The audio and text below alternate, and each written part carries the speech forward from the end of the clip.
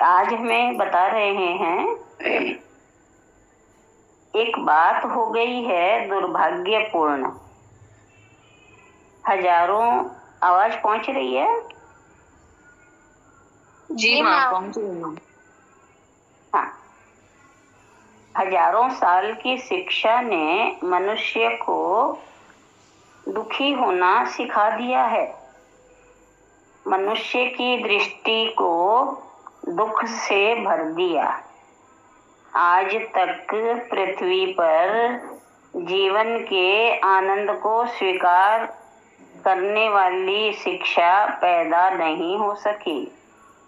जीवन का विरोध करने वाली, जीवन का निषेध करने वाली, निंदा करने वाली, जीवन को दुखपूर्ण सिद्ध करने वाली, जीवन छोड़ देने योग्य है ये समझाने वाली, जीवन के बाहर कोई मोक्ष है, वहां चले आना है, जीवन से मुक्त हो जाना है, ऐसा ही शिक्षा देने वाली पृथ्वी पर हो रहा है।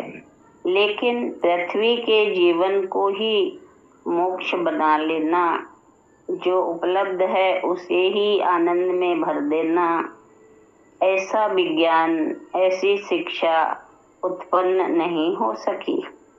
बहुत सुंदर बात है कि दुखों से भरने वाली शिक्षा तो हमें दी जा रही है, लेकिन इसी पृथ्वी पर रहते हुए जो भी मिला है हमें उसे आनंद में बदल लेना, ऐसा विज्ञान, ऐसी शिक्षा अभी तक नहीं आई है।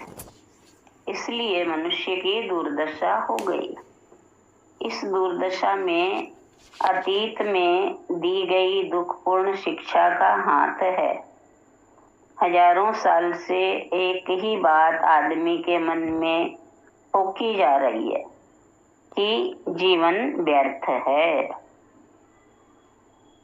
असार है, माया है, बुरा है, जीवन छोड़ने योग्य है, जीवन पाप है।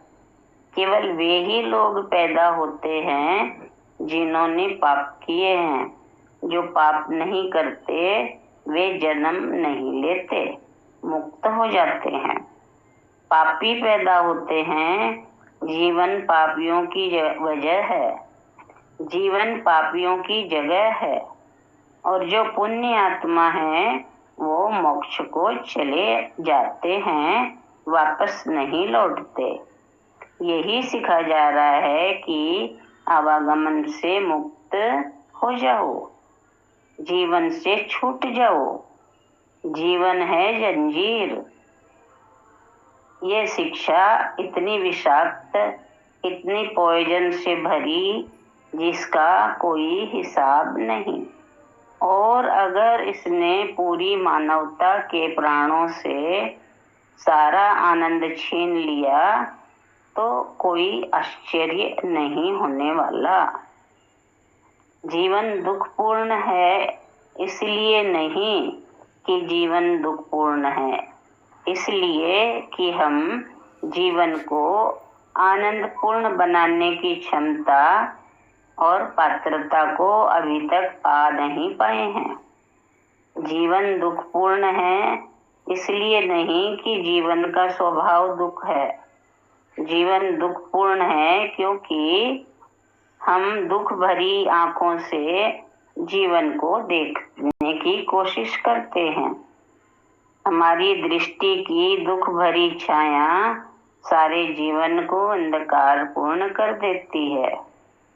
एक अंधा आदमी खड़ा हो, सूरज निकला हो, रोशनी बरस रही हो, अंधे आदमी के लिए कोई रोशनी नहीं।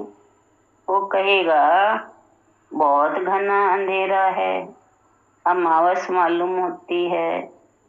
सूरज का कोई कसूर नहीं, लेकिन आदमी अंधा है, उसके पास आंख नहीं है।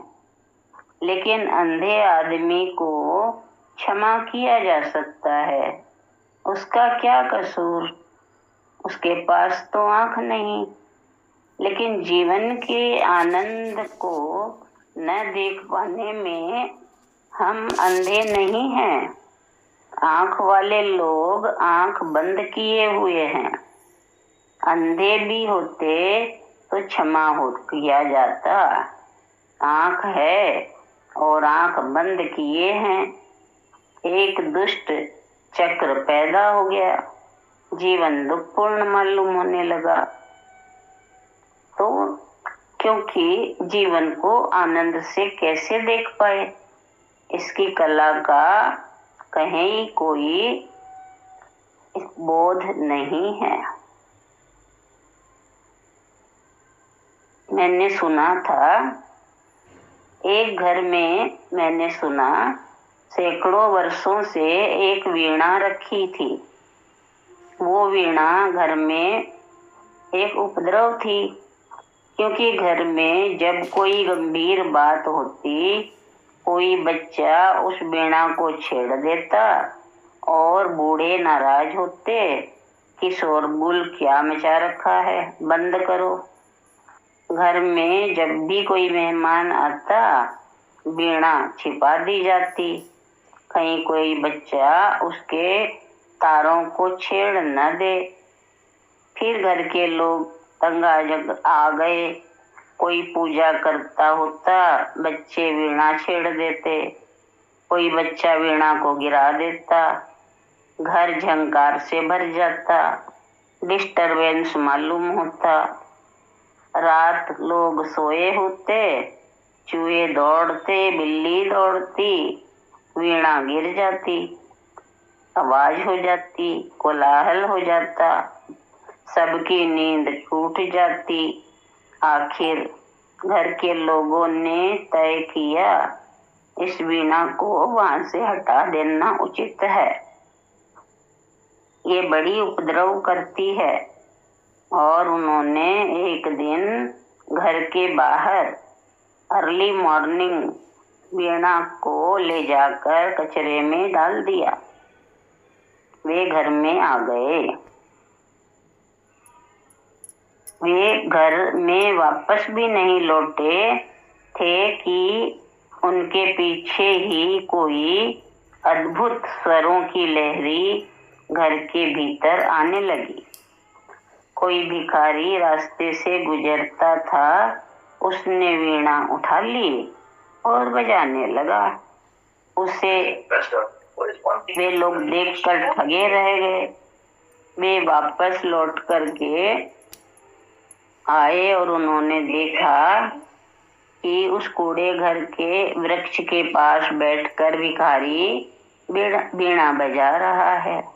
उसकी आंखों में आंसू आ रहे हैं। उन्होंने भिखारी से कहा, हमें पता नहीं था कि वीणा में इतना प्यारा संगीत छिपा है। हमारे घर में तो यह उपद्रव का कारण थी, इसलिए हमने कचरे में फेंक दिया। तुमने हमारी आंखें खोल दी। लेकिन उस भिखारी ने कहा, वीणा में कुछ भी नहीं छिपा है। जैसे अंगुलियां लेकर आदमी वीणा के पास आता है, ये वीणा से स्वर प्रकट होने लग जाता है। इतना ही